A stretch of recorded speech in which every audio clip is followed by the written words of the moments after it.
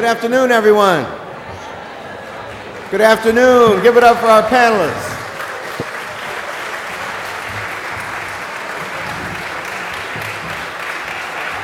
LT. My name is Henry Louis Gates, Jr. And it's my great pleasure to welcome you to the annual Hutchins Forum at the Old Whaling Church, Martha's Vineyard, hosted by our National Advisory Chair, Glenn Hutchins, and his brilliant wife, Debbie, right there.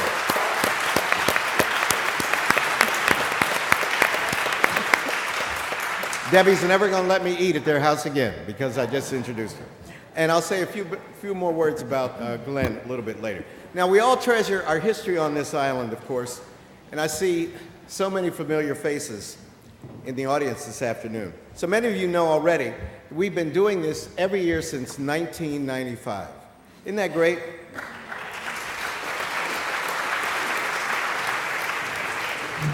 And we had so little money in 1995 that we used to charge admission. So thank God that changed, right? And the reason that we don't charge admission is that we have a National Advisory Board that gives us a lot of money every year. So I want to acknowledge the members of our advisory board who are here this evening and the people who make all of our programming over the course of the year possible. So when I say your name, please stand up. First of all, Glenn Hutchins, please stand up. Bennett Ashley, Carol Biondi, Jeremy Henderson, Mitch and Frida Kapoor, right there. Joanna Lipper, somewhere is Joanna Lipper. Kay Madadi. Kay, is Kay here yet? Doug Schoen. Larry Thompson, right here, my classmate from Yale. And last but not least, Davis Weinstock. Davis, please stand up. Please give it up for our board members, ladies and gentlemen. And now I have some enormously good news. Oh, Nancy Garvey. I had missed my friend Nancy Garvey. And though she doesn't look like it, Nancy's a direct descendant from Marcus Garvey. It's an amazing example of genetic mutating. We're going to include her in the next season of Finding Your Roots to figure out how this happened. So I have some big news to share. You're the first group of people to hear this news. Now, I've been attending Union Chapel this summer, each Sunday morning at 10 o'clock, which is rough. And the only reason that I have been there is because Charlayne makes me go. Charlayne is my sister and just on my behind all the time. If anybody wants a sister, you can have her. So Charlayne makes me go. And I've heard some fantastic preaching. In fact, Glenn and I are going next Sunday. Otis Moss III rocked the church last Sunday. Yes. Richard Taylor back there. It was bad, man. He was bad. And each week, you know how black people are, each week there's some text about miracles. Black people love miracles. Bible stories about miracles, bestsellers in the black community. But nobody really believes in miracles so much anymore today, do they? Well, I do, because one happened to me right here in this church, and it was about a decade ago. And that's the day that this white guy walks up to me at the end. You know how people come up and shake your hand at the end, they say all kind of junk. And this guy said that he was channeling, his 25th reunion at Harvard was coming up, and he was going to channel a large part of his donation to the Du Bois Institute because he'd been coming to this annual event. So I expected, you know, $500, $250, and I thanked him. And frankly, I forgot about it. And 2 weeks later, an irate person from the Harvard Development Office called me and said, "How do you know Glenn Hutchins?" And I said, "I never heard of Glenn Hutchins." And they said, "Well, that's bullshit because he just gave you a six-figure donation for your institute." And you see, the reason they were upset is you can't approach wealthy people at Harvard without permission. You have to seek permission from the president's office, which you will never get, because the president's office is busy talking to very, very wealthy people. So they told me I had broken this terrible rule, you know, and I told them, I pled innocence. I said, I do not even know, if this guy walked in here, I would not know him from Adam. But I Googled him and I saw him and I showed everybody on our staff the picture. I said, if this white man ever shows up here, get him a cappuccino, and you find me wherever I am. So the moral of that story is never judge a book by its cover. That's the first thing. And secondly, you should go to church, like me. And that was the beginning, as unlikely as that sounds, of what has become one of the most meaningful personal relationships of my life. In addition to being a relationship that would change the course of both the growth of the Du Bois Institute at Harvard, and by extension, as these things go, because for good or ill, right or wrong, what happens at Harvard often affects directly what happens in the rest of the American academy. This relationship would change the course of the structure of black studies throughout the American academy. So this afternoon, this is the news I have to share.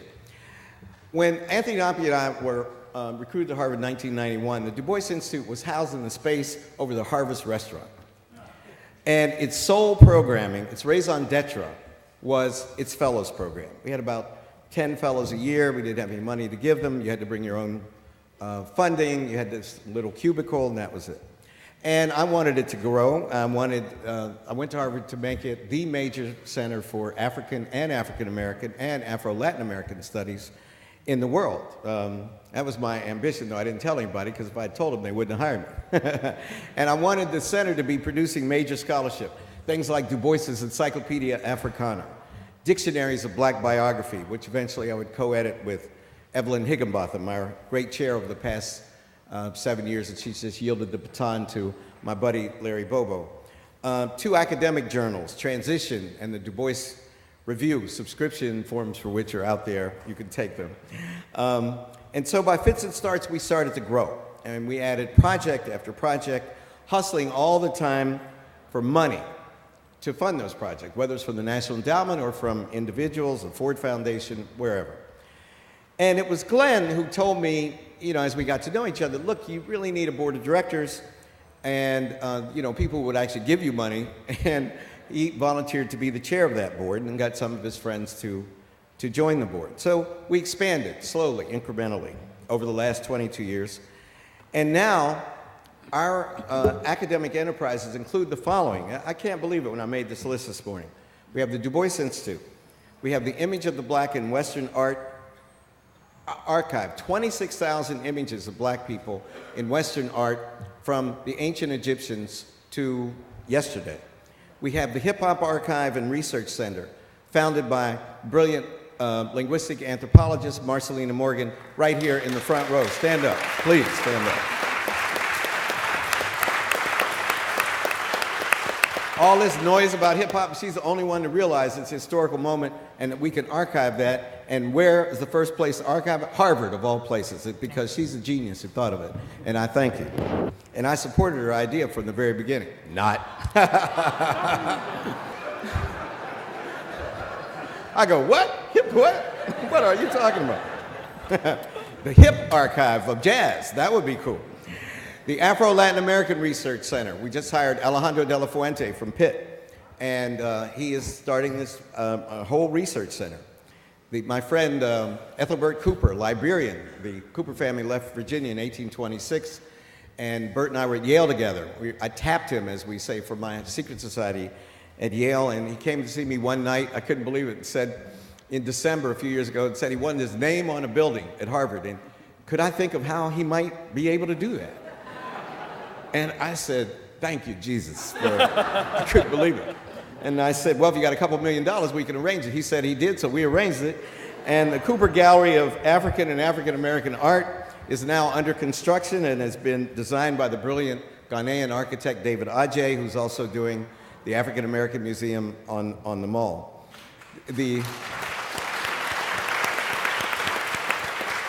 Our enterprises include the Hutchins Family Library, the Hutchins Family Seminar Room, the new History Design Studio headed by our colleague Vincent Brown, and the newest initiative, the Initiative on Race and Gender in Science, led by Evelyn Hammonds, the brilliant historian of science. So you can see, if you think about it, that I was trying over the last few years to shoehorn all these new research institutes under the umbrella or rubric of another research institute, the Du Bois Institute. And we just couldn't continue to do that. What we needed was to become a center. And at Harvard, there are institutes, there are programs, there are institutes, and then there are centers. And the centers are where all the power is and all the recognition. It's the highest designation in the hierarchy of research structures at Harvard. And to create a center, you need to find a major donor. And I looked around and thought, wonder what major donor I could think of. So you know where this is leading. On October 2nd, thanks to a major donation by Glenn Hutchins, Harvard will announce, ladies and gentlemen, the birth of the world's first center for African and African American research, the Hutchins Center for African American Research.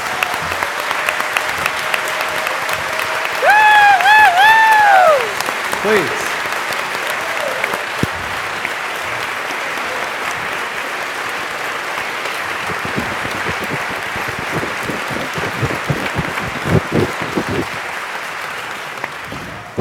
It will occupy 23,000 square feet in the heart of Harvard Square in a building with a new facade, also being designed by David Adjaye. And its total endowment will be, when the smoke clears, about $70 million. Isn't that a miracle? My man.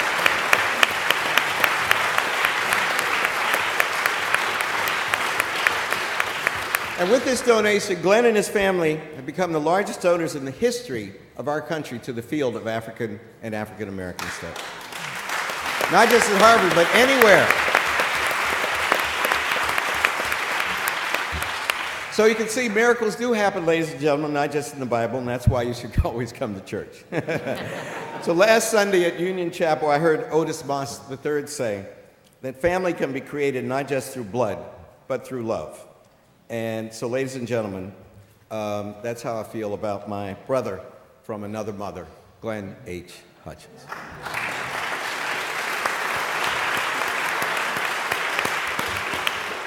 So, we have again with us this afternoon our fierce and fearless moderator, Charlayne Hunter-Gault. In the past, I've said a few words about the topic under discussion. None is more historic, more forward-looking than what we're talking about today. One nation, diverse and divided. But I'll leave it to Charlayne, because she made me, and our panelists and two very special guests, whom she'll tell you about, to discuss this. But I want to say just a few words about my buddy Charlayne before I yield. You weren't supposed to do that. I'm doing it. The first African-American reporter for The New Yorker and the second for The New York Times, Charlayne Hunter-Gault, first came to national attention as the subject of a news story herself. In 1961, she and Hamilton Holmes were the first black students admitted to the University of Georgia at Athens after a series of court challenges, exhaustive media attention, and violent demonstrations on the Athens campus. She later became one of the most influential figures in television news, where she was the chief national correspondent for the Neil Lehrer NewsHour on PBS and the Johannesburg bureau chief and correspondent for CNN.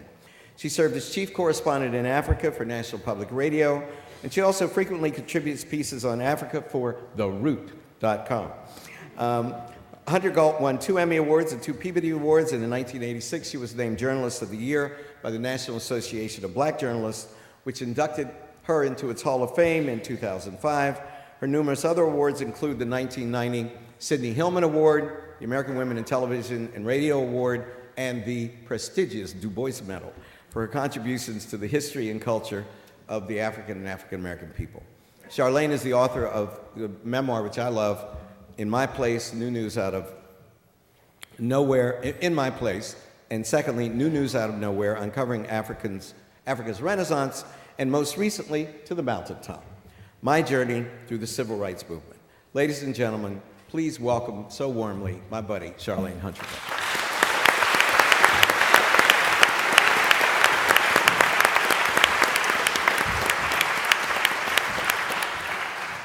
Thank you very much. Our time today is very tight, and we have an amazing program. So I'm going to get right to it, but I'm going to say 3 things that have nothing to do with the program before I get serious. One is that the reason you got the frank racial talk today from our beloved leader, Henry Louis Gates, is because we went to see a great movie last night, The Butler. I encourage all of you to see it. It's a wonderful movie, and what's so great about it is it goes internal and external when it comes to black people And that's what Skip just did with some of the patter he had during our his earlier conversation. Secondly, I just want to say that I get so inspired every year at this church, at this event. Not only because of the distinguished panelists we have, but because this is the most rainbow nation of an audience I see anywhere in the world.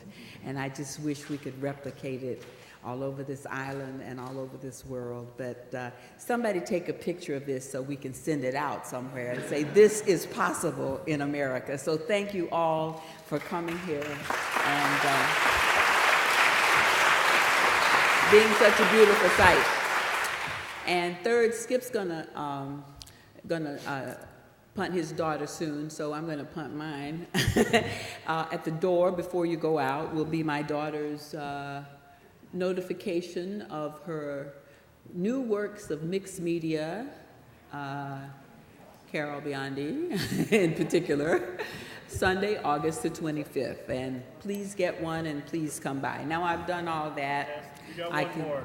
I got one more. Oh, okay. Oh, yes.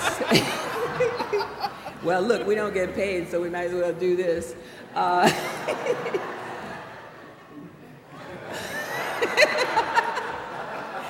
mean, I just thought I might, look your way. This is the Walden Family Theater cordially inviting you to an advanced screening of the Hallmark Channel original movie, The Watsons Go to Birmingham. That's on Tuesday, August the 20th at 7 p.m.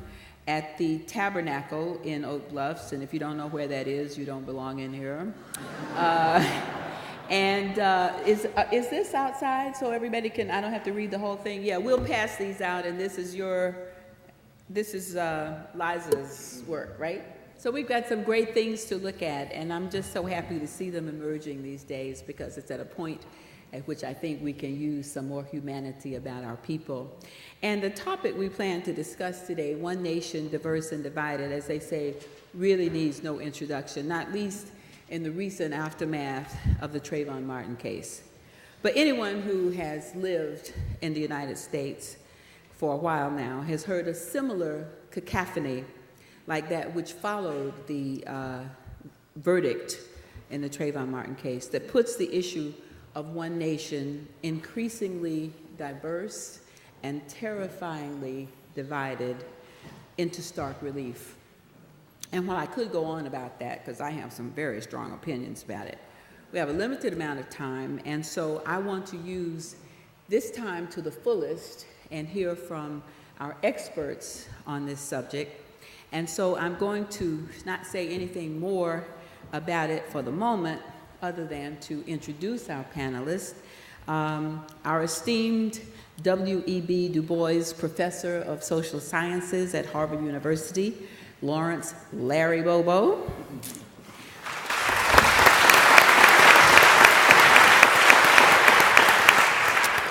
You can hold your applause to the end because, again, we have a limited amount of time here.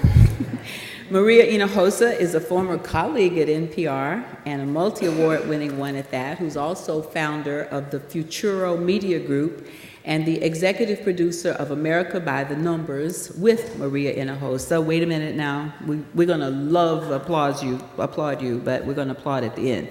Linda Chavez is not a stranger to us. She's been here before. But for those of you to whom she is a stranger, she's chairman of the Center for Equal Opportunity, which is a nonprofit research organization, a syndicated columnist, and a Fox News analyst. And finally, for now, at least because we have a surprise at the end, which I won't introduce now, Charles Blow, who is columnist extraordinaire for the New York Times. If you miss his columns on Saturday, you haven't lived. And Charles, I'd like to start with you. Yeah. Your columns are generally supported by data you collect from a wide variety of scientific surveys, and you concluded recently that today's America is insular, cruel, and uncaring. So what I want you to do, and you can look that one up, it's longer than what I just read, but it's a fabulous piece. So I want you to break it down for us, our theme. How diverse are we, and how divided are we? All right. I hate going first, but I'm going to do this. Am I on? So the browning of America, this is kind of an old phrase. We've gotten used to hearing it for maybe a decade now. And it is just this creeping diversification of the country where we will soon cross the minority-majority threshold. The Census Bureau estimates that will happen now in 2043. It was 2044. They cranked it down because immigration slowed down a little bit. But that's already happening in a lot of places in this country. Some states, but also in some cities.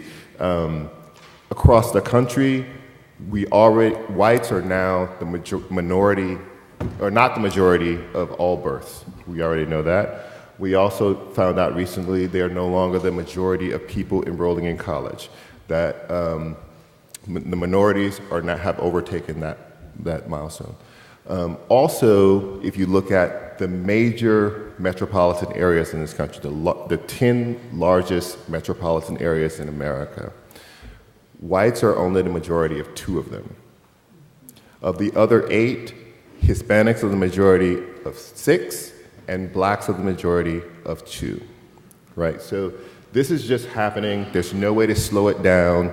No amount of border security is going to slow that down. That's just going to happen because of the people who are already here and the patterns, kind of reproductive patterns and kind of societal patterns. That's just going to happen. Now you get to the issue of the divisions. And the divisions are racial, they are geographic, they are ideological, and all of those things kind of overlap like a Venn diagram. So the AP did a poll, I don't know if they call it a poll or a study, but it was polling involved in it recently, and what they found was that negative feelings about both blacks and Hispanics had ticked up after President Obama was elected. Now, it's really hard to figure out what that data means, if it is in fact trend data, because they don't conduct that particular study or survey on a regular basis. All they know is they had data from before he was elected, and they have data from 4 years, I think it was four years afterwards. And there was an increase, and it was a market increase. It was beyond this kind of statistical noise that you would expect. So you have that. It's a very real thing, and that the positive impressions of black people and of Hispanic people had dropped during that period of time. So there's the racial part of it. And we don't ask enough questions on this part for us to really know how this is trending.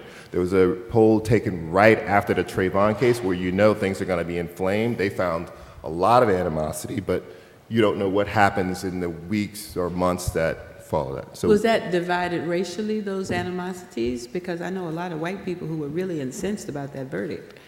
Right, but what they were measuring was your feelings about black people. I see. Right, Mm-hmm. and that they had measured a significant change in that.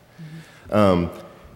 The other thing that we have is kind of an economic divide, and this has been exacerbated by the Great Recession. So now you have a situation where wealth among white families is 20 times that of the average black family and 18 times that of the average Hispanic family. What that means is that people then began to see the role and function of government in very different ways. If you think that you have more and you don't want to see any erosion in what your wealth quotient is, you think that government should be a lot smaller. If you have less and you think that you may need more support systems, you may see the function of government as much larger. So when you hear this kind of conversation about, what is the government, expansive government, government overreach, a lot of that is really embedded in kind of family structures and wealth acquisition and wealth attainment within the society, right? So there's that piece. Then there's the ideological piece. And the ideological piece is that the Republican Party is becoming increasingly a party, a kind of homogenous party. It is leaning more and more heavily on one group of people, that is white voters. In the 2010 election, which is a midterm election, they got a larger share of the white vote since 1822, right? And there's a big struggle within the Republican Party about how do you move forward. Do you do the reach out, which is what Reince Priebus wants to do? This is what Karl Rove wants to do, because they feel there's no way you could have a national candidate and elect the president unless you do outreach and grow the base. There's another part of the party that says, what we need to do is actually increase the percentage of white people who show up at the polls. And if we do that, we win. So I'm getting in the notes to say next time. I got all these numbers in my head, so I will come back to this. But so you have that ideological thing, and that kind of spreads itself out regionally. So you have the Democrats become coastal groups, kind of almost anywhere near water. I don't know what that's about. Coastal groups. And Republicans become very Southern and Western. So there you have it. I know you have a lot more data on all of that because I've read you, but for now let's hold it. And let me go to Linda Chavez and ask you two things.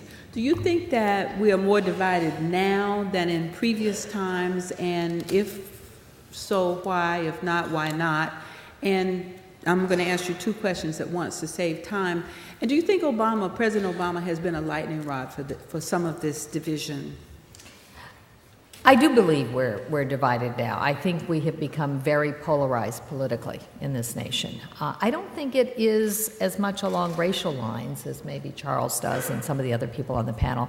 I've spent much of my career debunking the notion that we were becoming a majority non-white population, because those numbers depend primarily on the huge and growing Latino population in the United States.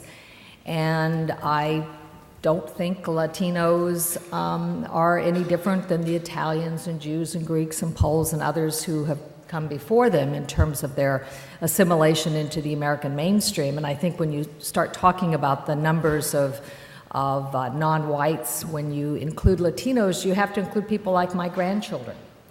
I'm the product of a Hispanic father who, thanks to Skip Gates, I now find, was a descendant of Converso Jews who escaped Spain in 1598. I was profiled on Skip's program, Finding Your Roots, and my mother is English and Irish. So I'm half Hispanic. I married a Jewish man. We had 3 boys. 2 of the 3 boys are married. One married a girl whose father was from Cuba and mother was from Ecuador. The other married a Scots-Irish girl who, frankly, doesn't much know about her ancestry. I have 9 grandchildren. They range from kids who look just like me, and I got my father's Latino genes, were much more dominant, to my grandson Michael, who's red-haired and green-eyed and who can't be out in the sun for more than 30 seconds without getting sunburned. And yet he is considered a Latino in order to make up the numbers that Charles talked about. So I'm not so certain that in terms of race and ethnicity, that this idea that we're becoming a white and non-white population. By the way, a plurality of Latinos, it used to be a majority, now it's only a plurality of Latinos, identify themselves racially as white. Whether that is accurate or not, one could argue, because certainly most immigrants from Latin America are mestizo. Nonetheless, in this country, at least not anymore, do we make the government decide what you are, you get to decide what you are yourself. So I'm not so certain the division is entirely racial. I think class is a very big issue, and I think the waning fortunes of the working class whites in the United States is a problem for the country going forward. I think, by the way, that much of the animosity towards recent immigrants, particularly from Latin America and those who've come here illegally, is born out of that anxiety. I think they are competitors with lower class whites for jobs, and frankly, as somebody who has sat on 2 corporate boards that have employed a lot of immigrants, immigrants for certain kinds of jobs are more desirable. They show up to work on time. The only question that is asked is how much overtime can I earn? And they give a hard day's work for pay that will allow employers to make a profit. And so I think that friction between new immigrants and working class whites is born out of economic anxiety. Are they getting jobs that black people would be getting as well? Actually, in one company that I worked for was a chicken company. It was at the time I was on the board of directors, the largest chicken company in America. And many of the jobs in the poultry processing plants were, in fact, done by blacks for many, many generations, and immigrants replaced those blacks. Interestingly, we were rated, even though we were a company that complied with E-Verify. We were one of the first original companies to sign up for E-Verify. But we did get rated. We had some 3,000 workers who were found to be illegally working for us. When they disappeared, we could not find people to take the jobs. And in fact, we raised the pay. We started providing transportation to work. We even provided, in some circumstances, places for people to live. They'd show up for a day or 2 or 3. Sometimes they'd last a week, and then they were gone. And by the way, that's not because they were lazy or because they didn't, they thought they were too good for the jobs. We frankly spend billions of dollars on education. The average American has, over a year of college, just statistically. Why should we want to spend that kind of money for people to take jobs that require very, very low skills? But why do you think, why do you think the atmosphere is so poisoned? I mean, Charles seems to think that Barack Obama was a lightning rod for that. What do you think? Well, I was just about to get to my point about the divisions, because I think the divisions are political. And I have to say, as somebody who is part of that media, the media, I think one of the worst things to happen in terms of political division and polarization was the cableization of news in America. And I say that as somebody who draws a paycheck, not very frequently, but sometimes from Fox News Channel for doing commentary.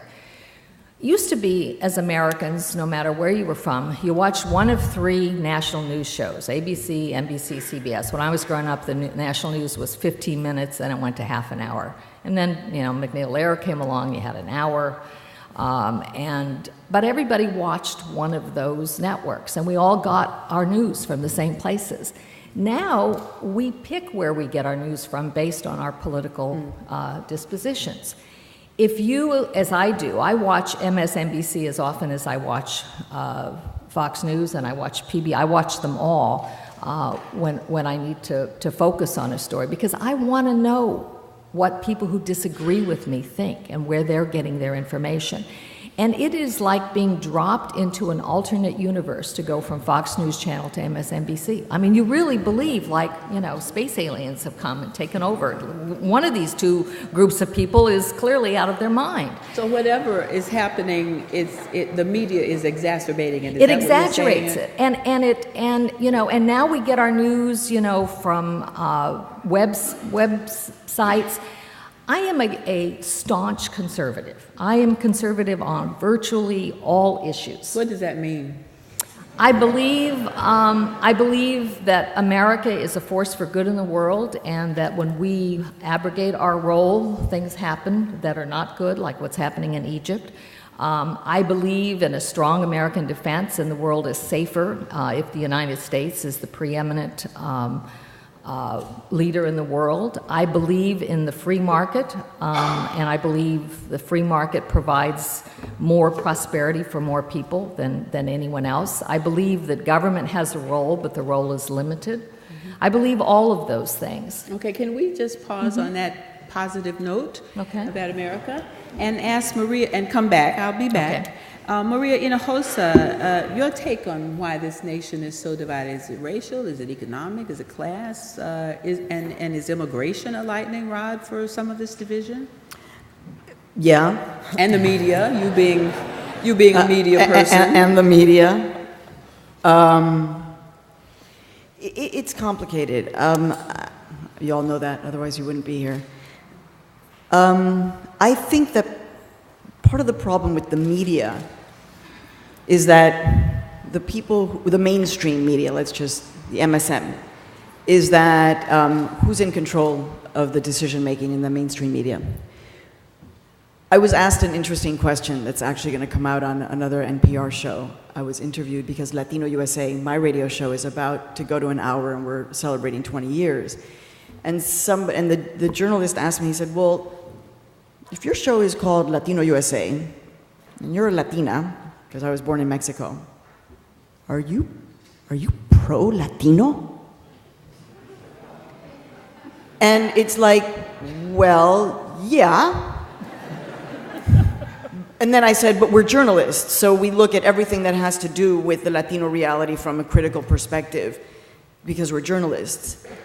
The issue is that there was not necessarily an understanding from his perspective that the fact that he's a white male then means, well, are you pro-white? So you see how part of the conversation is we don't even realize how there are wedge issues that are coming upon us all the time because so much of the dialogue in which it's been framed is already problematic. I mean, the terminology, majority, minority, what the heck is that? What is that? What is a minority? What does white America feel about the fact that it is a minority? I mean, that's the way we start out my new television show, is asking that question and frankly not being afraid to ask the question, which again, I think that so much of the mainstream media, which is run by usually wealthy white men, they don't want to ask that question. Some wealthy white men are all right. You are right. Just go ahead and call me out. That. Just keep on going. You are exactly right. The problem is that in the media, there is a notion of seeing the world in one perspective, as opposed to acknowledging that this can be the reality, as you said, Charlayne, the sense that this could be a great newsroom. Although I don't see many Latinos here. I don't know, who's Latino? Raise your hands. 1, 2, 3, 4, 5. So, that's an interesting reality. 6, okay. I'm not going to make a joke because you know what I'm about to say. If there was a kitchen, all right. But do you think that white fear is what's driving some of this division and some of this nasty dialogue? Well, I think that if you look at the numbers, actually, I think that there is more of white America that is not afraid, but that the image that they see of themselves is always one of fear and division and worry and concern. And so that's why, for example, if you think about the cableization, really the numbers of people who watch cable are pretty tiny. I mean, tiny. You know, sometimes if they're lucky, they'll reach 1 million. That's a minute number of, actually more people watch and listen to public radio and public television, and yet somehow they've got great PR so that it pushes this kind of notion that they're setting up the conversation. And the conversation is actually, the most democratic conversation is among Americans, to talk about this conversation of where we are. But there's a lot of, and then I'll hand it over to Larry. No, he's coming last. Okay. And not after you. Charlayne likes to save me for the very, very last. I mean, Charles and I were recently at a panel at the Ford Foundation talking about the future of civil rights, and at that moment, the Dream 9 had not been detained. How many of you, raise your hands, know who the Dream 9 are? Just raise your hands, if you, raise them high. The what? 1, 2, 3. Okay, the same thing. So like 10. So this is fascinating because the Dream 9 are actually on the front lines of the civil rights movement that is happening now, one of the many, because civil rights movements are always dialectical and always moving forward. Those young people who got themselves detained on purpose in a detention center and then asked for political asylum because they actually had viable cases, they did actions that many people think are crazy, the same way in which young black folks and their supporters of all races, didn't get up from the chairs in the dining halls and didn't get up from the back of the bus. These moments, stood in silence and civil disobedience and nonviolence. That kind of stuff is happening in our country today, right now. And the fact that you don't know about it, an audience that is engaged and hungry, says something about what? About who's telling the stories, who's not telling the stories, who has the access to tell the stories. Thank you. So it is a question of opening up the dialogue and being, frankly, Charles and I think, and you, Charlayne, know the importance of media and news coverage. And right now, we are suffering as a result of such poor journalism across the board. We're doing our best. Let me ask you this. What is your gut? You were born in Mexico. So what is your gut reaction when you hear the political debate in Congress about immigration and some of the nasty stuff that comes out about illegal immigrants? Let's hear a little bit about that. Well, one, I don't ever use the term illegal immigrants, ever, because Elie Wiesel, who survived a concentration camp, was the one who taught me to never, ever refer to another human being as an illegal or illegals. He said that's exactly what they did to the Jews, and that's how the Holocaust started. There is no such thing as an illegal human being. That means that, if you ever got stopped for a traffic violation or didn't, then you'd be an illegal driver forever. Or if you didn't pay your taxes when you'd be an illegal taxpayer forever. So that's not who we are. But I will tell you that as someone who was born in Mexico and became an American citizen by choice, you need to know that in the Mexican community, let's just say, Latino in general, but in the Mexican community, and we're actually doing a piece about it for Latino USA, so stop and frisk has been, of course, set back in New York. But what we know is that there are many stop and frisks that are not called stop and frisks that are happening across the country. And if you are an immigrant, and if you are Latino, there is a particular kind of stop and frisk. And any Latino, any Mexicano knows exactly what you're talking about. And if I was to go out and look, and I will later today, find paisanos here, I will ask them, are you afraid? And they will say yes, here, in New York, in Kansas, in Nebraska, in Montana, in Texas. So what does it mean about us that we are living with people who have American citizen children who are walking around in fear? And then I'm really going to stop. And un sentimiento, this feeling that Latinos have, which is, coño, we're invisible. We're invisible. We're not heard. What happened here? Why do they hate us so much?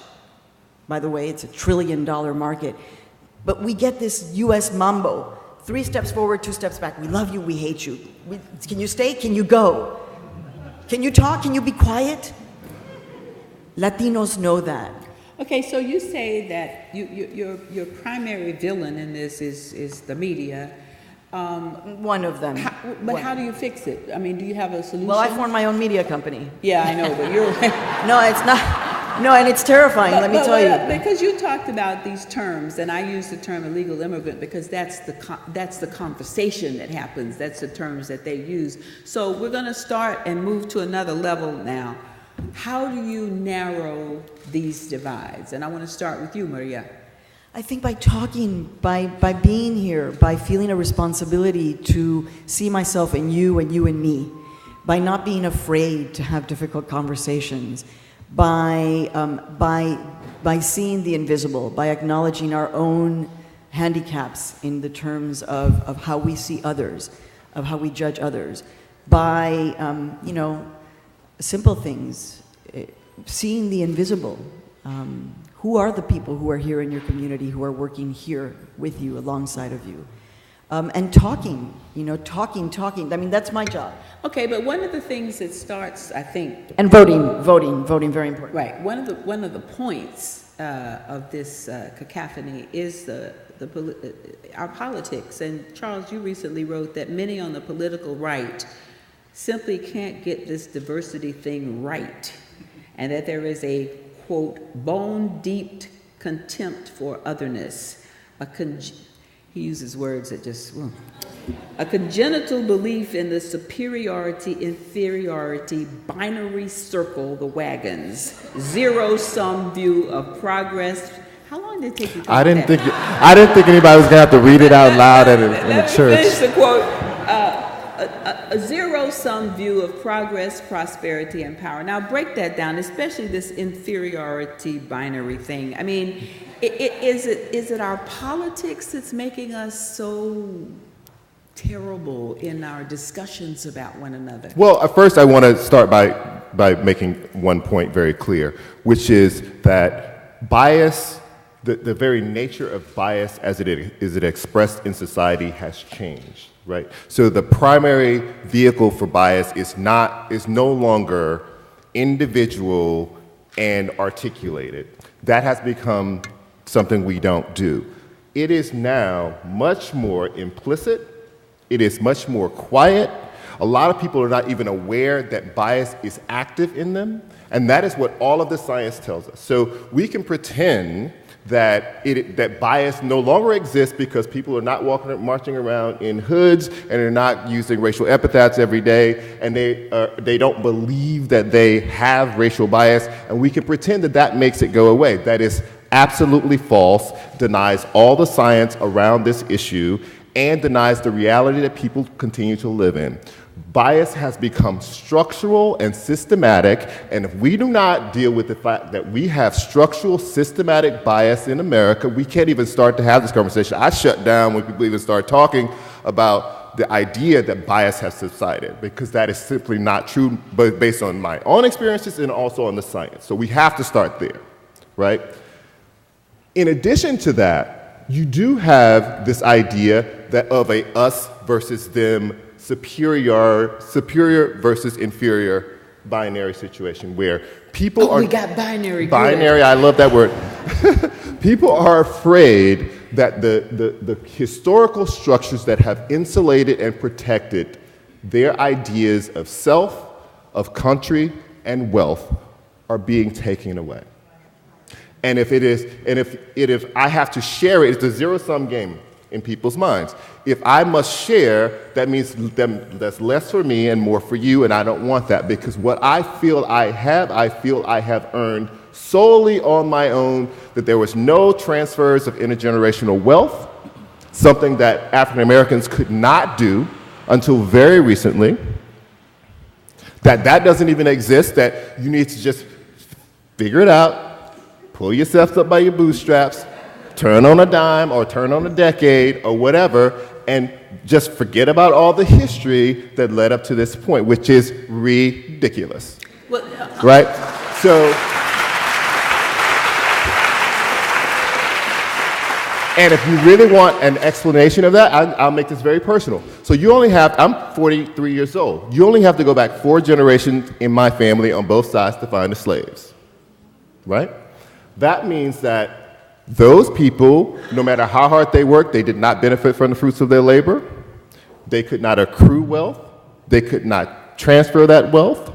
So you come right out of that into Reconstruction, and then, because we live in the South, you go straight into Jim Crow, which was just, slavery with a small paycheck, and you might have had a shack somewhere that wasn't on somebody's plantation. But it's pretty much the same thing. So people are sharecropping. You cannot, no matter how hard you work, there's no farmer's insurance. So basically it's set up so that if you miss one payment 1 year before you pay the farm off, it's gone, right? So that's what happens over and over again. So my great-grandfather, he's sharecropping. He's pretty good at it. He doesn't have a bad season. He gets to the point where he can almost afford it. He can pay it off. They find out about that. The harassment starts. They shoot through the house to get him, try to scare him away from the property before he can close on it and own it, right? So great-grandmother's like, okay, I got to get the kids out here. I got to move. I got to kill one of my kids. So he has to now make a choice. Do I stay with the land that I have earned, or do I leave for the woman who I love? And he chooses love over the land. But if you think about that, that's just that's 3 generations back. That is the hard labor of one human being, what all the conservatives say they want people to do. Work hard, earn your way, transfer that money to your kids, right? Well, they can't do that, right? So there's another generation where that possibility is erased. Wait, you want me to slow down? I'm getting hot up here. I'm going to have to unbutton this jacket. That's all right, but I want but how do you fix that? That's where we are. Well, now. first I think you have to acknowledge that. I think this idea people keep asking people to forget it is the biggest impediment to ever fixing it. Okay. Hold your part right there, Maria. So, Linda and I had actually never met. I had interviewed her, and downstairs we found ourselves. I mean, I'm a journalist, so I'm not going to tell you where I stand, but I didn't think that I would find places of a lot of agreement necessarily with Linda. And yet, when we started talking about immigration, it was immediately clear that when you talk about it from an economic perspective, there's really no argument. So I just want to tell you, Charles, and thank you for telling that story. It's so powerful. But that reality in different circumstances without slavery is happening right now. And actually, it's being overseen, yes, I know that the president is following the laws of the land, but it is under this president that more people have been deported than ever in history, ever. So that separation of family, that notion, I'm gonna have to choose. What am I choosing? Am I choosing my family, or am I choosing, or are they coming with me? That separation of families over these institutions, in this particular case, immigration, is happening right now. And that is a loss of economic potential. Why do you think that's happening now? We have a black president who's sensitive to issues like that. Why do you think it's happening? I don't know if he's sensitive to issues like that. I don't know. I mean, I don't know. Linda? I think that it is. I don't think he's particularly a lost opportunity, frankly, because in terms of this conversation about divided and diverse, this president could have had, la verdad, una cosa impresionante, could have had. And the time is ticking. And the reality for all of us is that does have an impact. Sí o no, Linda? Has an impact with the Latino electorate. Oh, absolutely. I think that was the defining reason. I mean, you still had, look, I don't think that Romney, we were talking earlier, 27% of the Hispanic vote. I thought it would be more like 2.7% given. He did good. Given, the self-deportation comments. But I don't think Obama is sensitive on the issue. I don't. I think George W. Bush was far more, to use a Spanish word, which I will not pronounce nearly as well as Maria because I didn't grow up speaking Spanish, simpático. I think George W. Bush was much more simpático to the Latino community because he was a governor of a border state, because he grew up among Mexicans. And I don't think George. You have a thought on that? No, I actually believe that for Republicans, George Bush was good. The problem was that he didn't have any support in Congress. And when he proposed a sweeping immigration bill, the Congress came back Christmas of 2005, right before they were going home, and said, no, we're going to give you any of the good stuff. We're just going to give you all the bad stuff. Well, how much right? support? So, Hold on. How much support does President Obama have in Congress?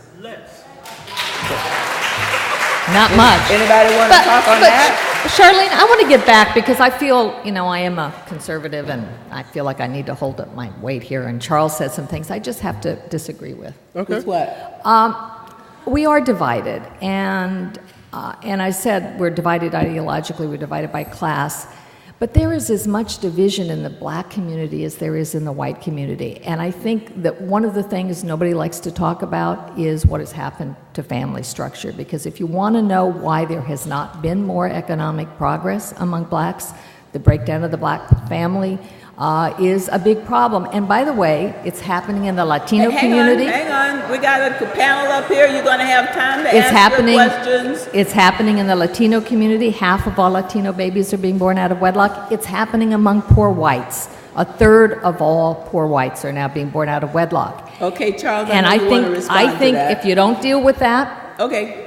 We got the point, Charles. Right. So and quickly now, because I got a big surprise for everybody, and I want to ask some questions from the audience, but we got to have some responses to this up here. So you can never talk about the breakdown of the black family unless you acknowledge and articulate that this country has endeavored over hundreds of years to break that family down.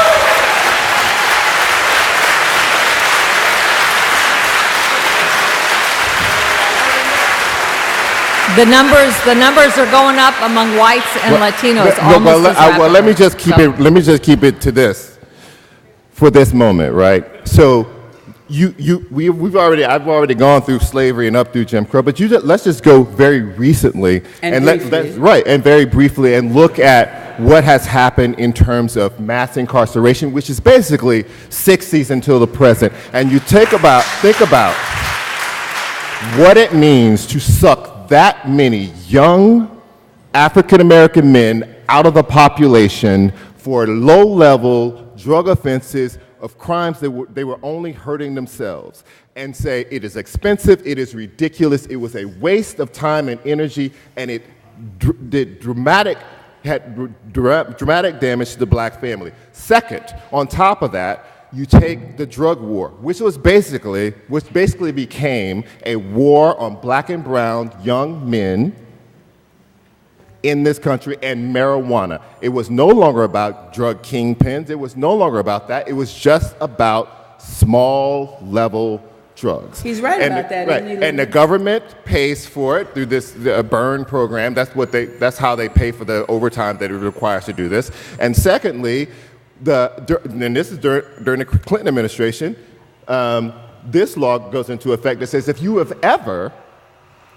been arrested for a drug crime, that wasn't even convicted, they've softened it since that time, arrested, you could never get financial aid. So if people start to point out and say, oh, look at how few black men are in college, you know why that is? The very people who needed federal financial aid couldn't get it. The guys who wanted to turn their lives around couldn't because they were stuck on the streets. But Charles, Linda. you've named a bunch of government programs. You've named a bunch of historical facts that in fact have contributed to what you're talking about. You failed to mention one very important one, and that is a welfare system that rewarded people having children out of wedlock. And it has continued, it continues to do so. Okay, everybody. And it has devalued marriage, and it's not just in the black community, it's devalued marriage. You will have an opportunity to respond, but not this way. This is Can I just take what Charles said one step further?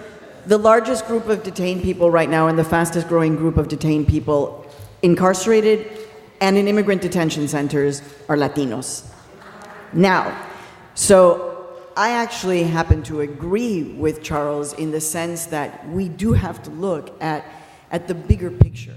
On the other hand, about Latinos and family. Okay, here's a little number. 1 in 4 movie tickets is bought by a Latino in the United States of America. 1 in 4. Why? Well, there are a lot of Latinos, but when we go to the movies, llevamos a toda la familia. All 10 of us go. So, it's about family. It is about family. And yet, the state, at this moment, is dividing those families. And so while I appreciate what Linda is saying, which is, if families were staying together, it would be so much easier. But in fact, the state makes it so difficult for families to stay together. Let's just talk about the American dream nightmare, that everyone is in debt and can't work. And hello, what does debt do to a marriage? Oh, it does great things. So we cannot walk away from the fact that now Latino families also will be divided and separated, and at the hands of the government, the children are being plucked away from their moms. And on debt,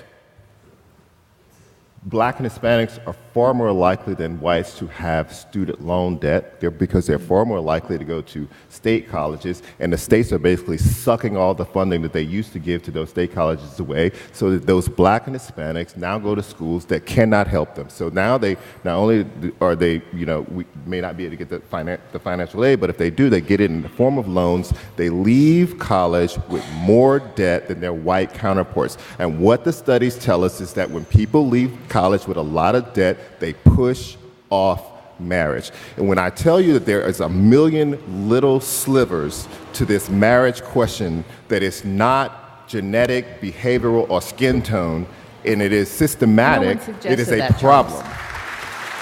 No one suggested that, Charles, and I certainly didn't suggest it. But to not deal with the breakdown in the family, and I don't care what color family you're talking about, the breakdown in the American family, the fact that children no longer are likely to grow up their entire lives with the parents who gave birth to them, this is a tragedy of enormous proportion, and it is a challenge to all of us as Americans, and we got to figure it out. We got to fix it. But most of those children will, at some point during their lives, live in a two-parent household, which just like two of our last three presidents, right? They were part of single-parent households for part of their lives, and they were part of two-parent households for part of their lives, and they are two of our last two presidents. Okay, we're not going to solve this one. Let me just, we may get some questions about this, but before we go to the audience and our final guest, I just want one sentence from you guys. One, are you optimistic? When the president spoke the other day about the Trayvon Martin case, he talked about the fact that our Constitution doesn't guarantee us a perfect union. He talked about how our Constitution guarantees us a more perfect union. So just in a few words, and a very few, pithy but brief is my usual mantra here, name me one thing that we can do to help us come to a more perfect union? I think that what we've seen in the last couple of days, both in federal drug policy and in stop and frisk, is a huge step forward. Because what you mean in the defeat of the stop and frisk in New York? Right. But probably even more importantly, symbolically, in terms of the federal drug policy, because what it signals to me, and they're following the lead of several states. They're following the lead of states who have figured out that it is not only cheaper not to lock everybody up, that the recidivism rates are also lower if you treat people. If we move from a punishment society to a more caring society where we say, we don't feel like we need to punish you for this because you made a mistake. We feel like you will be more valuable to us if we figure out how to make you see your own value and make better choices. Thank you. I'm very optimistic about that. And didn't the Attorney General just yesterday or the day before come up with some new guidelines? That's what I'm talking about. Yeah, that's what you're talking about. That was in the New York Times. Y'all can read that. Okay, Linda, your sentence or two. Well, I'm only optimistic because I read history and I realize that our country has always been one in which we have pendulum shifts. I think we've shifted into a rather ugly place over the last decade or so.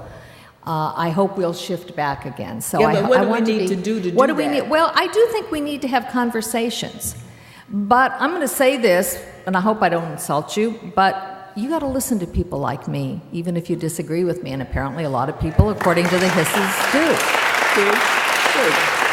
Because if voices like mine can't be heard, then the only voices that are going to get heard are the real extremists. And Linda, we don't want that. Yeah, let me just say that I was going to ask you a question, but I'm not going to ask you that.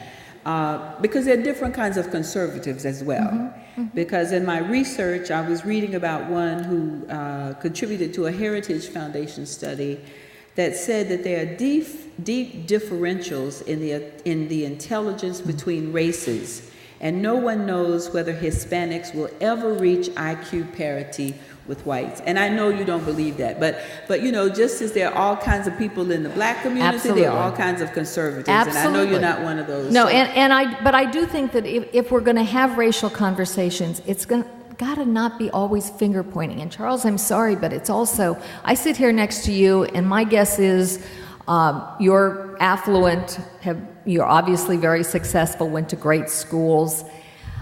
You know, all of us have stories. America is built on the backs of people who came here with nothing and built a life. And absolutely, what happened to African Americans was different than any other group, with the possible exception of Native Americans. But at some point, I didn't go to an affluent school, but I did well. But at some point, we can't always be looking backward. We cannot always be talking about the past. We got to talk about the future, Okay. and we have to be able to listen to each other and not to call names and not to say you're a racist, you're a bad person, racism is systemic. That doesn't get us anywhere. It really doesn't. A few words from you, Maria, because I have to bring our surprise to the stage. In fact, can we start bringing them up now?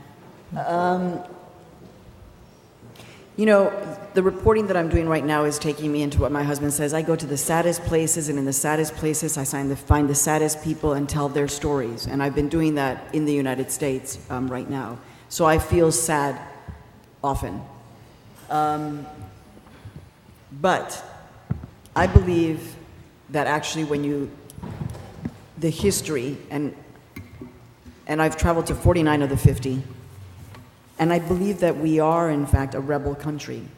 And so then when the president says, you know, so this is where I give kudos to Barack Obama, where he says, go and make me do better, go and get involved, then I am optimistic. I believe that there is a quiet rebellion of many people who understand that our cores of a due process and our constitutional rights are being challenged, and that it may be quiet now, but who knows what that rebellion will look like at the polls or on the streets. So the Dream Nine, simply because of the fact that they put their lives on the line, are people who are, I think, hopeful. And I do believe that that with information and people seeking information and opening the dialogue, that it will get better, but it's going to probably get worse before it gets better. Thank you. Now, for the surprise. I always enjoy listening to my peers, most of whom are younger than me, but I have some who are younger than they are, for once. A few weeks ago, I guess, I was given an assignment to write about several of the young heroes of the New South. And I thought that given where we are in this country, it would be important for us today to listen to the future. And I have found the future. Some of them live in Little Rock, Arkansas, and some of you are old enough to remember what Little Rock, Arkansas meant to a generation of us. It meant tumultuous, vicious, nasty racism that greeted 9 little black children who were about to attend Central High School. These 2 beautiful children, they might not like to be called children at this point, these 2 beautiful young people were a part of a civics exercise in which their teacher, 2 years before the 50th anniversary of the desegregation of Little Rock, assigned them to go and meet and get oral histories of friends or family members who knew about that time. How many years ago it was? 1957. So you know half of you in here, well, some of you were here. And that's what they did. And these 2 are among the editors of the series, the first of which there were so many oral histories that it became a book. And the assignment was so great. I wish I could have been in a class like that because I was always impatient inside class. They sent the kids out to do a second series of oral histories. And this time, Little Rock High School has become, Central High School has become like a little United Nations. So while the first series of interviews came back with racial discussions about race, the second book is made up of oral histories, the Memory Project it's called, that include conflicts between Muslims and Sikhs after the murder of Indira Gandhi, the Chinese crushing the Tiananmen Square protests, military dictatorship in Argentina, Japanese internment camps, and even in the first instance, we all thought that racial discrimination was a Southern thing. Well, some of these oral histories found racial discrimination in the North. And so I have invited two of these wonderful young people to come and just share very briefly their experience with their oral history project and how they see the future. Amari Austin is one of the editors. She was 14 when she worked on it. She's now 15. And she interviewed her great aunt, who then was Thelma Mothershed, and her great aunt was one of the Little Rock Nine. So Amari, and her mom is here. Where's Mom? Mom is, stand up, Mom.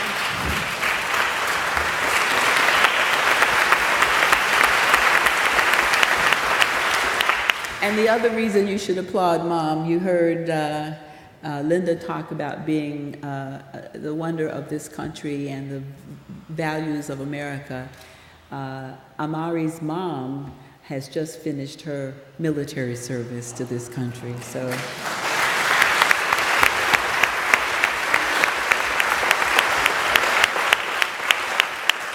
So Amari, we remember our interview of a few weeks ago. Just tell me why you thought it was worth it to dig deep into your aunt's past and what you learned from it. Well, first of all, it was an assignment, so I had to do it. But, but more important than that, I think that it gave me some type of insight and experience that I don't think I would have ever been able to get had I not gotten that assignment. And I'm very grateful to that teacher for allowing me to even think about it. And growing up, my aunt was just my aunt to me. I didn't really understand it until I got older, and now that I do, it's kind of horrific what they had to go through, but I'm glad that they did, because if they had not, then I wouldn't be able to go to school there, so. And what did you find out about when you were talking about your aunt and the research that you had done and shared it with your fellow students? What did you find out about your fellow students, your age? Well, honestly, I already knew before. They don't care. A lot of teenagers don't care at all. And a lot of older adults probably don't care as much as they should. And I think that's very disappointing, so. And so what did you yourself resolve to do as a result of this experience? I'm gonna be honest. I can be honest. You heard everybody else up here being honest. You might as well be. Yes. I think that listening to the panel, I've thought about some things, and being a teenager, you're soaking up all of this. You don't have your own views. I personally have my own views, and I think that, let me see how I can say this. I think that a lot of teenagers need to actually sit down and think about what happened, because I think we hear it, but we don't listen, and there's a big difference. And I've listened, and what I've grasped from this is that you have to know your history. You have to go back to understand what you don't want to go to again. And I think had we not continuously had this history lesson and had these assignments that let us go back, we can't prevent, we need to prevent it from happening again. And this is going to help me want to prevent it from happening again, because that was not okay at all. And as a female, a black female, I want to help my fellow peers understand that this is important. This is our future we're talking about here. It's not, we shouldn't take it as lightly as we do. And part of it I think that we don't care about is because it's like they believe, oh, it happened back then, it's not going to happen again. But going back to the slavery, it happened back then, and it came up again it never went away, but it came up again, and I don't want it to come up again at all. Even with any other race, black, white, Hispanic, it doesn't matter. I don't want it to come up again. Thank you, Amari.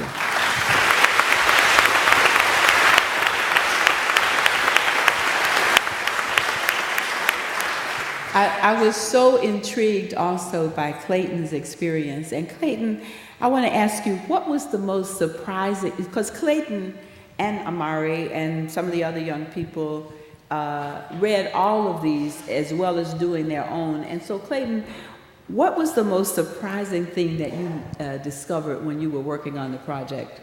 You know, I think that before the project, if you had asked me, what does the word discrimination mean? I would have said white people committing acts of violence against black people in the 1960s. That was the definition of the word. Especially after producing this second book, which I was a lot more heavily involved in. The first book, I was a 14-year-old, I was a freshman, and I wasn't doing a lot of behind-the-scenes work. But with the second book, which included, as Ms. Gault said, more different kinds of discrimination, different geography, different settings other than just high schools. And I think that I've now come to understand that the word other can be applied to anyone. There are contexts in which any person in this room can be labeled the other or the outsider. I'm not going to sit up here and say that as a white man, I am equally as disadvantaged as an 18-year-old black man in this country, but I will say that there are contexts in which anybody can become the other, and I don't think I understood that before doing the project.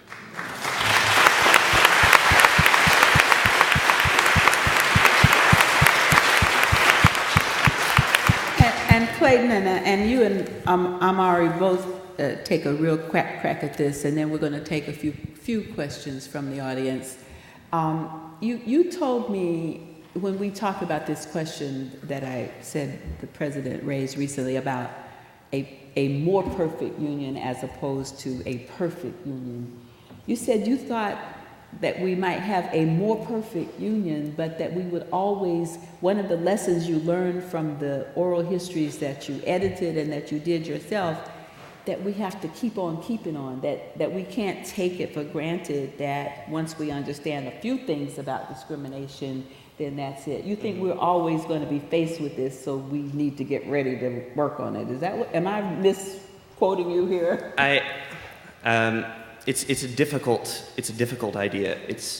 I don't think that just because we don't have Jim Crow laws anymore, that because it's not on a legal basis, that black people and white people and Hispanic people magically stop noticing the differences in one another. So on that end, it's important to, as Mr. Blow was making the comment earlier, it's important to notice that unconscious bigotry, that unconscious bias that pervades our country, our world in the 21st century, in 2013, that very real prejudice that still exists. It's important to not only look without, but to look within, and to identify that in yourself. I know for a fact I still carry some of that today, as much as I fight it. I think everybody does to an extent. But I know that I can better combat it when I'm aware of it.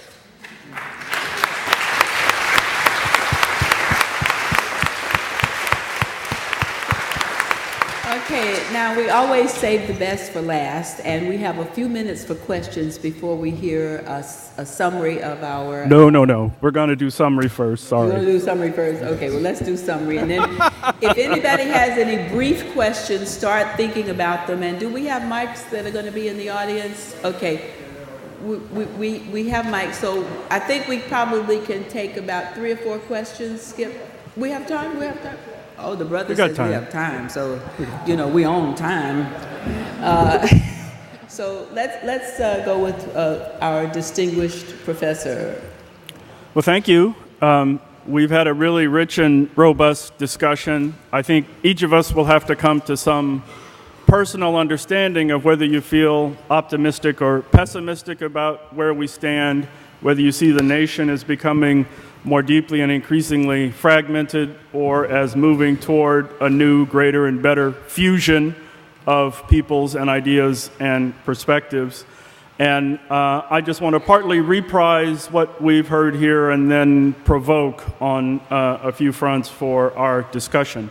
But first, by way of context, I will say the distinguished political scientist at the University of Pennsylvania, Roger Smith, has long observed that there are constantly great tensions, or as a pendulum, as I think Linda put it, in American politics, between what I will characterize as more liberalizing, or in my view, progressive forces, and those of more conservative or constraining, if you will, tradition-oriented forces.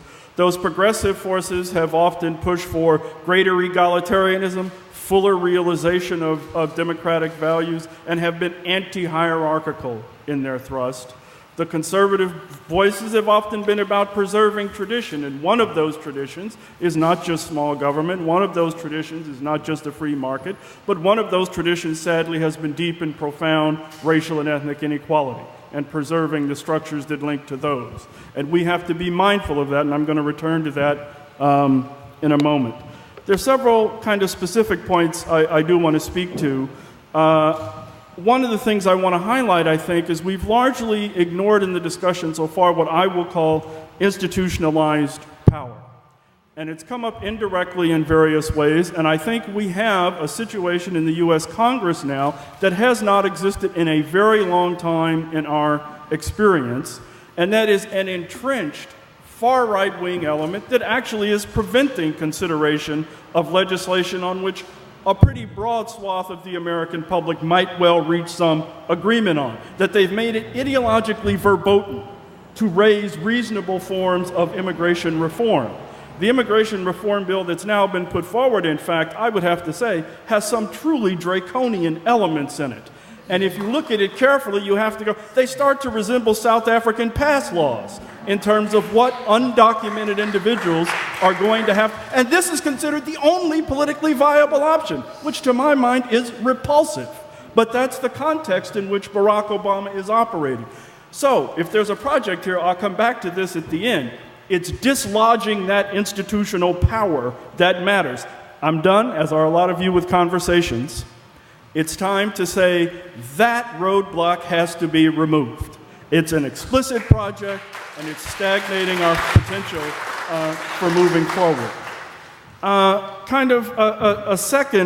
That was my second point about it's now a point of much more action than talk. Conversation has to occur, information has to be disseminated, people have to be able to listen to one another across very complicated lines. All of these are true.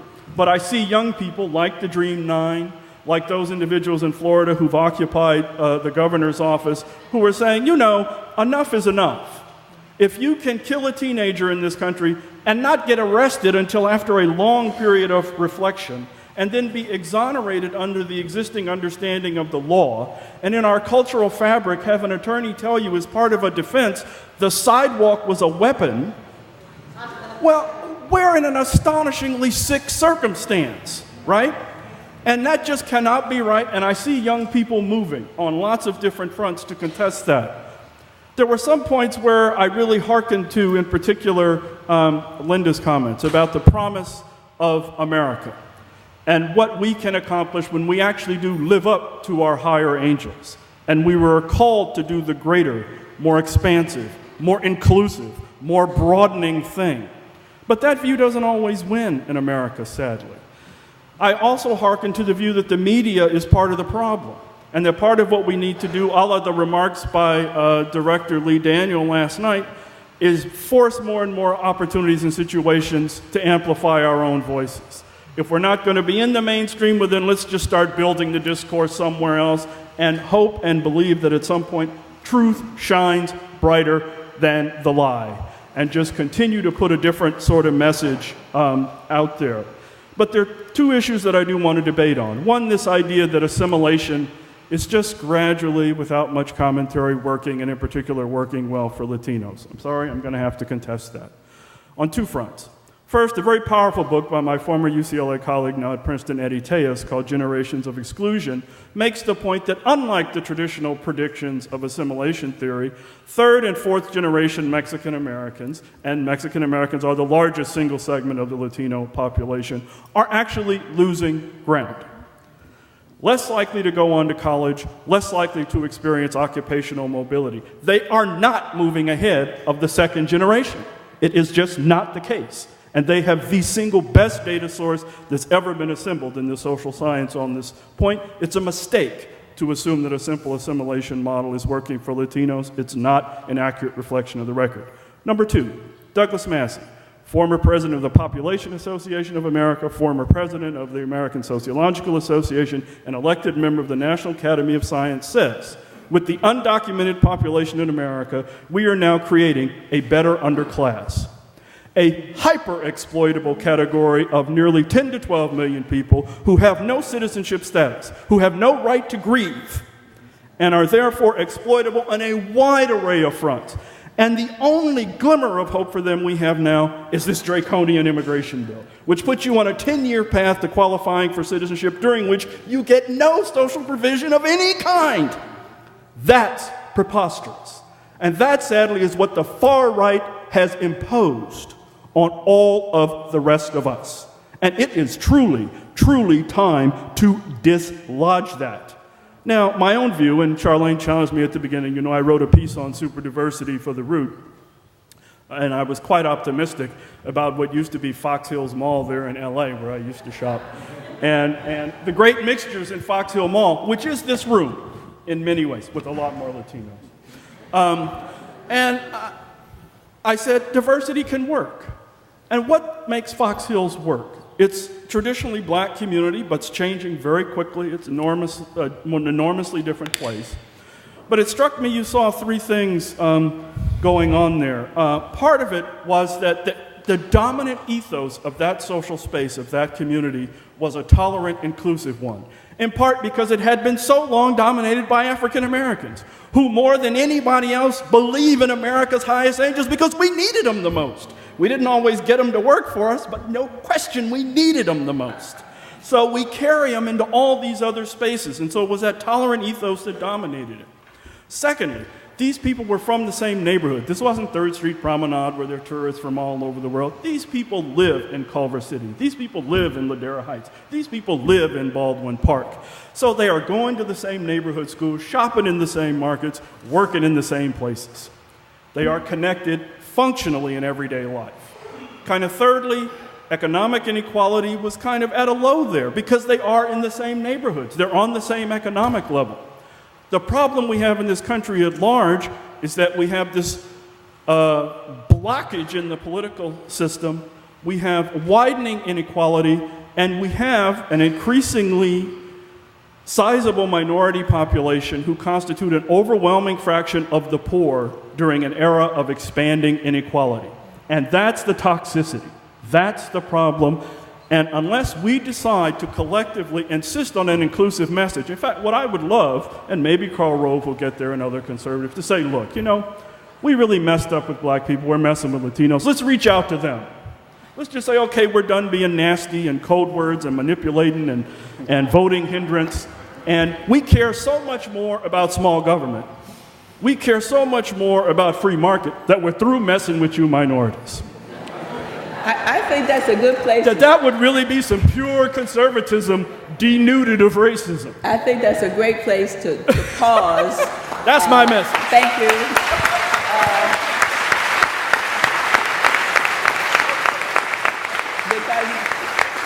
Because you've actually ended on a positive note. Now, I'm looking at my leader. I think we have 10 minutes for... 6:45. We have about 10 minutes for questions or comments. But as I've tried to control this audience, this panel, not so successfully at some points, I would ask you to make your comments or your questions brief so that we can entertain as many as we can in the time that we have left. Sir, and please identify yourself by name and, if you would like, profession. Yes, my name is Ozir Mohammed. I'm a photojournalist. My question, I guess, is mostly to Ms. Chavez, and that is, why is it that the Republican Party, and it doesn't matter on what degree of conservatism the individual or the group in the Republican constituency, what level they are with their conservatism, but why is it that it seems that there's this sort of historical or lack of historical fidelity in that party? I mean, the party seems to resist looking at the history that lives with us now, and that is that the remnants of the divisions in this country on a political level, I mean, look at the red and blue states, for example. Why do we define them that way? These divisions are stoked and used to seemingly to control the status quo. And if you're looking at affirmative action in a historical content, there's a lack of historical fidelity in the party. Okay, and a resistance to look at how history plays itself out in today's society. I think we got it. And can we just have a brief answer? Because you look at the number of people who want to ask questions. I will just really briefly say, look, I think that what's happened in terms of our politics and the way in which we do congressional districting is making it impossible to have any kind of diversity in terms of our representation. You either live in a blue district or you live in a red district. There aren't very many purple districts left in America. And here I'm going to be controversial, and I see Lonnie Guinier here, so she'll probably really disagree with me on this, but I think the Voting Rights Act, when we began to create safe minority districts, we also created safe white districts. And I was a Republican who opposed. The Republican Party was very much in favor of creating those safe minority districts because they made the surrounding districts whiter. And I do think that's been very, very bad for our polity. I am an integrationist. I believe in integration. I believe when people live and work and go to school together and learn about each other as human beings and as individuals, prejudices disappear. So would you support people who are demonstrating against this recent ruling on the Voting Rights Act? Well, it's too long to go into that. I think the Voting Rights Act in Section 5 and Section 4, and some of the sections that were time limited, I think the circumstances have changed, and I do believe Congress probably needs to take a look at it again. I've got real problems with some sections of the Voting Rights Act, but the Voting Rights Act was the single most successful piece of civil rights legislation ever passed. Thank you. All right, on this side, and tell us who you are. Good afternoon, everyone. My name is Nia Vaughn. I'm a rising junior at Hampton University, majoring in international relations and broadcast journalism. Amen. Thank you.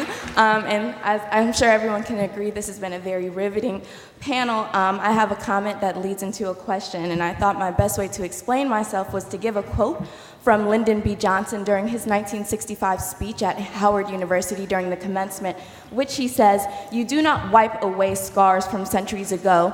You do not bring once enslaved people, bring them to the starting line and say you are free to compete with everyone else. That is not how we pursue justice, and those people will be destined for failure." And that's exactly what has happened in society today and is still happening. So to imply that infighting within the Black community is the result of our own lack of success, it's a bit insensitive and very oversimplified. You have to listen to people like me and the conservatives, and yes, we have to have a diversity in our voices, and no one opinion is correct. And yeah, finishing up. But overall, I'd just like to thank our panelists that really stood their ground for people that are not given the mic. And I also was wondering, how do you keep your faith alive when it comes to situations in society? I know I attend an HBCU, and it can be very question. It can be an encouraging environment, but when you're surrounded by people that don't know your history, want to tell you about it, and oftentimes aren't for the upliftment of your own people, how do you keep yourself motivated? Let me ask Amari and Clayton to answer that. How do you keep yourself motivated? How do you keep yourself motivated in an environment when people disagree with you? Is that what you're asking? Yes. No. how do you keep yourself, well, you know, I think you might receive a little bit more motivation than the rest of us, but when it comes to an environment that can be very controversial, right, where you're constantly having to defend your own education and your own self-worth, and I think the young lady to the right could maybe identify with this question a bit more if she can answer it better, especially being, you seem a little bit younger than me, I'm a college student and you're a high school student, so how do you keep yourself motivated in such controversial times when there's a young man your age that's shy? Amari's going to answer your question. Personally, it's very hard. One, because I'm young and adults don't listen to younger people because they're like, oh, you don't know what you're talking about, when in all reality, it's like, you're talking about my future. I'm the one who's going to have to deal with this when you're not here anymore. So to keep myself motivated, because I know a lot of my peers they're like, oh, they stereotype you or they ridicule you because they're like, you think that you know everything or you think that you're better than us. No, I just want to educate myself. So to keep myself motivated, basically I just try to keep my faith and I try to push hard and just remember that I can make a difference and I can change or help to change what's going on around me. So okay. I try. Thank you. Professor Gates. Yep. Thank you. Linda, what you just saw between Charles and Linda was a classic debate about the causes of poverty. One believes that the causes of poverty are structural. That would be Charles, or history. Linda, it's individual. So my question to both is, where does history structure start and stop? Because you can't, at some point, you got to get up out of bed, you got to learn how to read and write, you got to learn the ABCs, you got to know the multiplication tables. And we all know that there are groups that have suffered tremendous trauma historically. You think of the Jews as recently as World War II.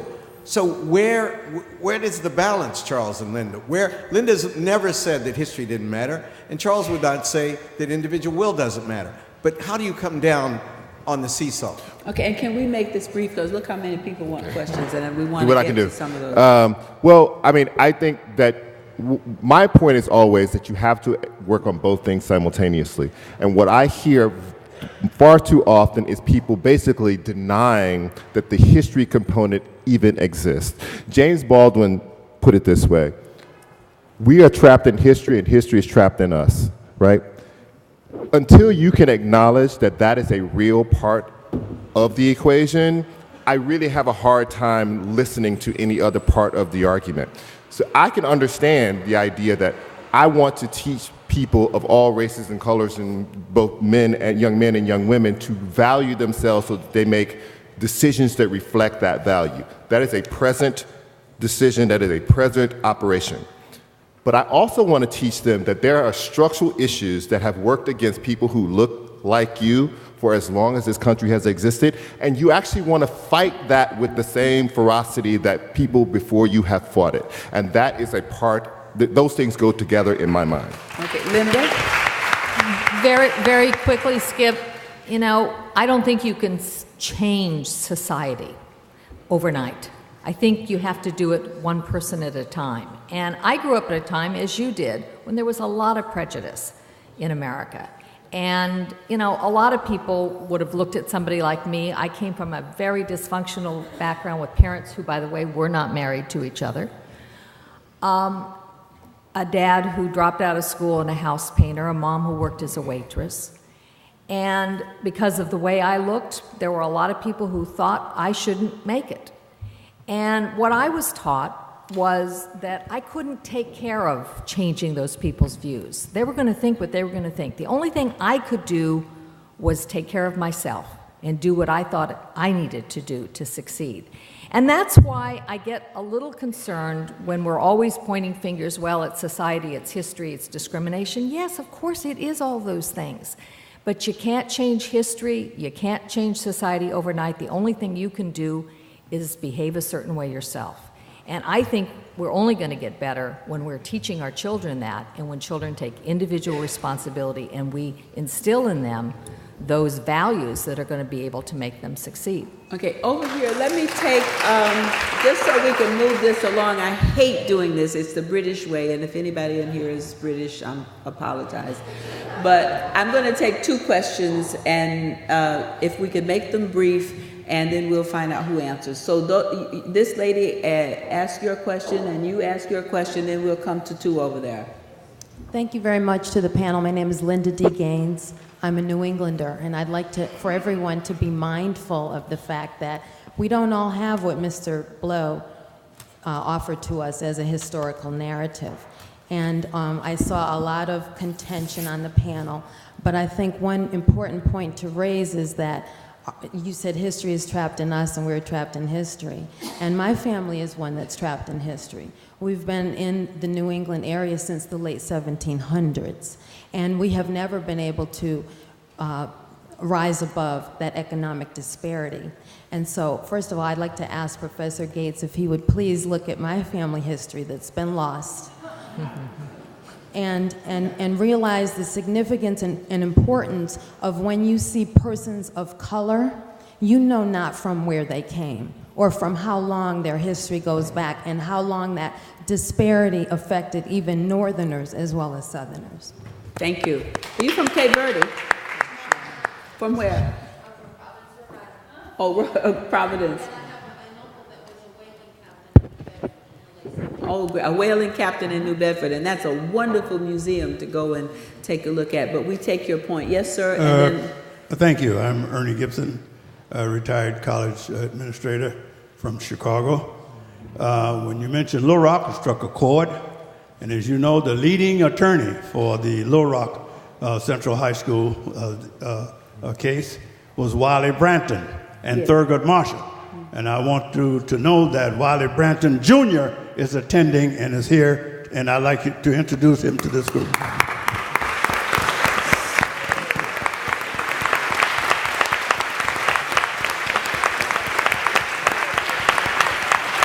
okay, can we have those 2 questions from that side or observations? Thank you. Milkar Chavez, professor in the W.B. Du Bois Department of Afro-American Studies, UMass Amherst. I think of Du Bois's comment about higher education being that fine adjustment of life and the knowledge of real life. And so to Professor Bobo in particular, are we going to get to a point, are you optimistic we're moving toward a point where actual hard data and analysis by social science that tell us about what are some of the real problems we ought to be focused on, and maybe help guide us in a policy direction on fixing some of those problems, mass incarceration, family issues, jobs, employment. My mentor was Sandy Darity. I've looked at his whole life career, and I'm like, when are people going to listen and look at some of the data and work of economists like William Darity, look at some of the sociologists like yourself and those you publish in Du Bois Review. When are we going to look at that? Your Thank question. you. And the next one, please. Thank you. I'm Chris Emden, a professor of science education at Teachers College at Columbia and Caperson Fellow and Hip Hop Archive Fellow in the fall at DBI. And so I start with a short statement and an actual question. So my first statement is, it seems really interesting that in a space where we're talking about a nation divided and divisive, where it seems as though the panel simply seemed to reaffirm those divisions by how staunchly we stuck to our specific agendas. And I guess that's what happens in these kind of spaces, and that's the purpose of the dialogue. So my question is this. So it seems like, each person spoke about Charles, about, you could say a black agenda, a sort of Republican conservative agenda, a Latino-Latina agenda. And so my question is, would each of you share a grand narrative about the counter agenda that you agree with?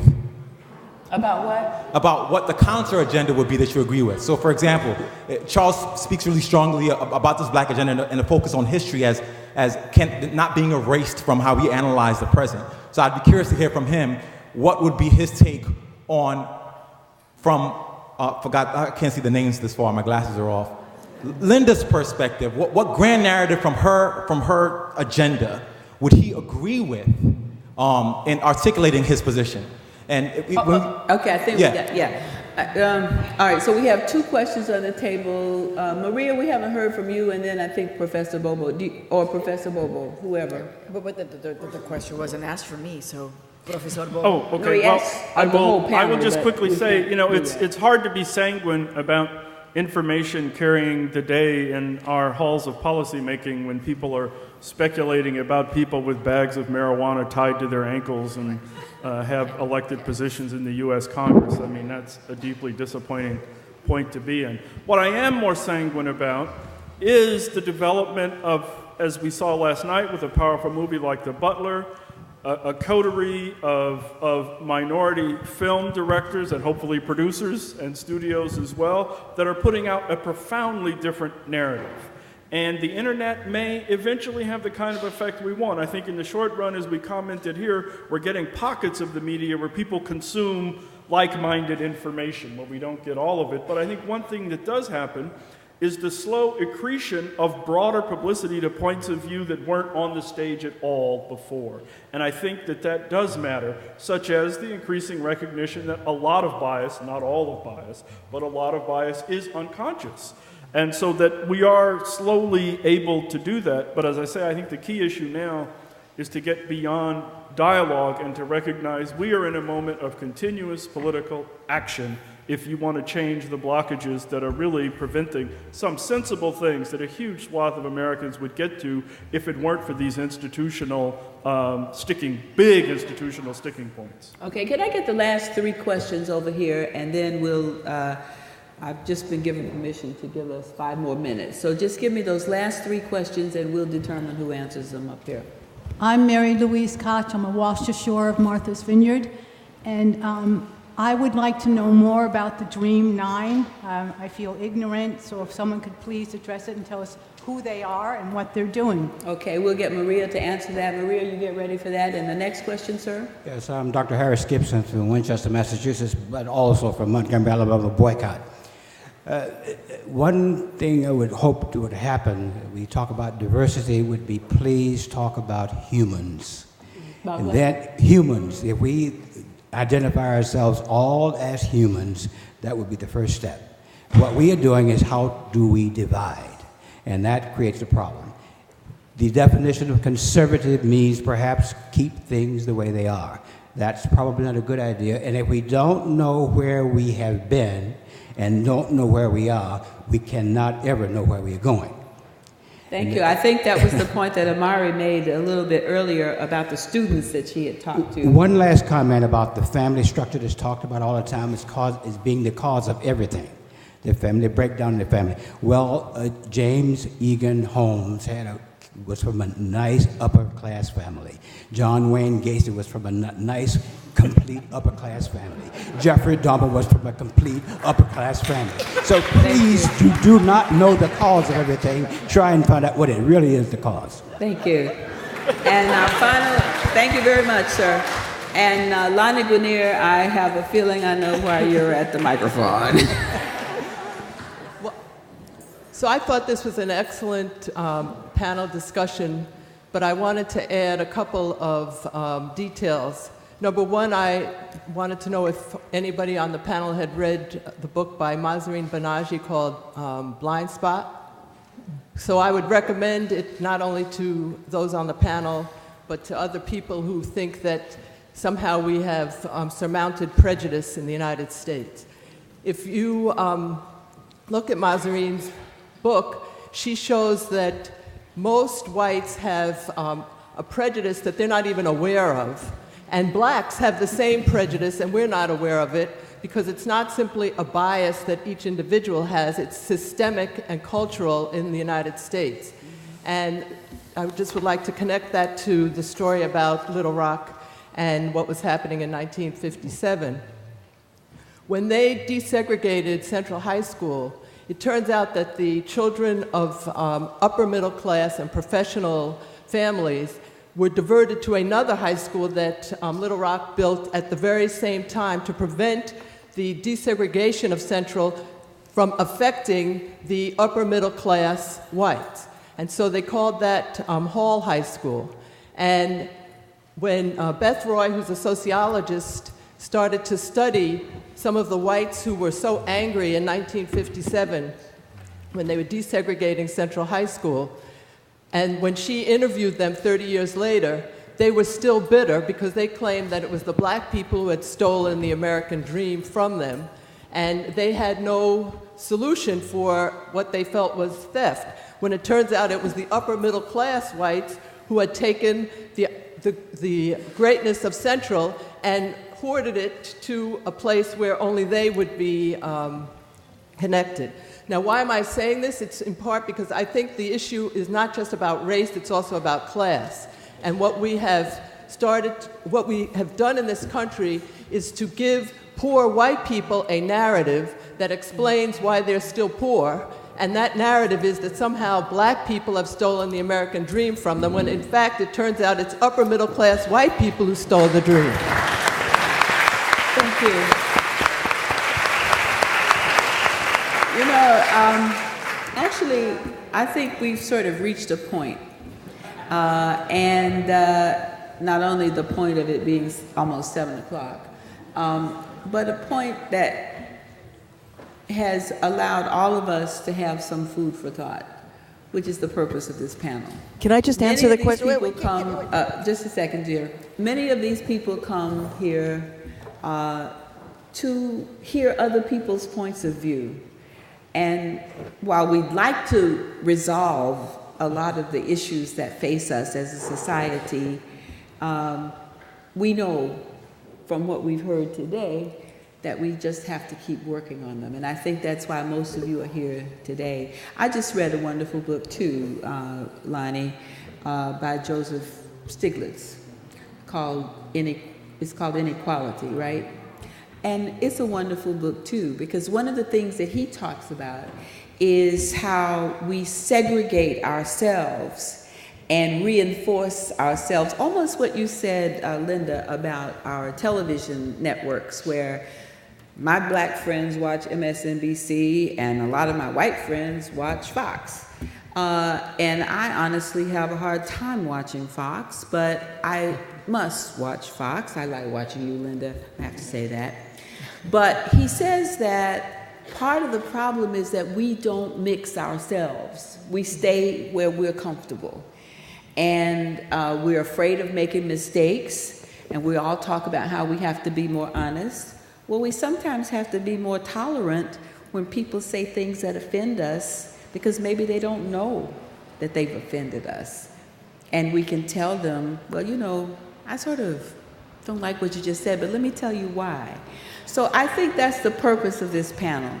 And I'm appreciative of the questions and the statements that everybody has made. And I really do look forward to having this kind of rainbow audience once again when we do this next year. Maria, you were dying to say something, were you? I wanted to answer her question. Sure, go ahead. But of course, because I like to ask questions, how many of you know, when people talk about dreamers, how many of you know exactly what that means? Oh yeah, they did ask that question. Okay, well that's less than half of you. So again, if you were watching Spanish language media, you know exactly what dreamers are. This is a story that has been told on Spanish language media over and over again. And yet, in mainstream English language media, less than half of the people here know what a dreamer is. So to just take your question back, so dreamers are young people who were brought here when they were undocumented by their parents. So they crossed the border, not by choice, but because their parents brought them. And many times, by the way, let's be really clear, that they're not crossing that border where they want to build that wall, where already $28 billion was spent, given to the Boeing Corporation to build the wall that somehow they can never figure out. Many of them don't cross that wall. They come here and they overstay visas, or they come by plane. So you're a dreamer when you're here and you are not documented. You're, as the president has said, American in everything but the fact that you don't have that paper.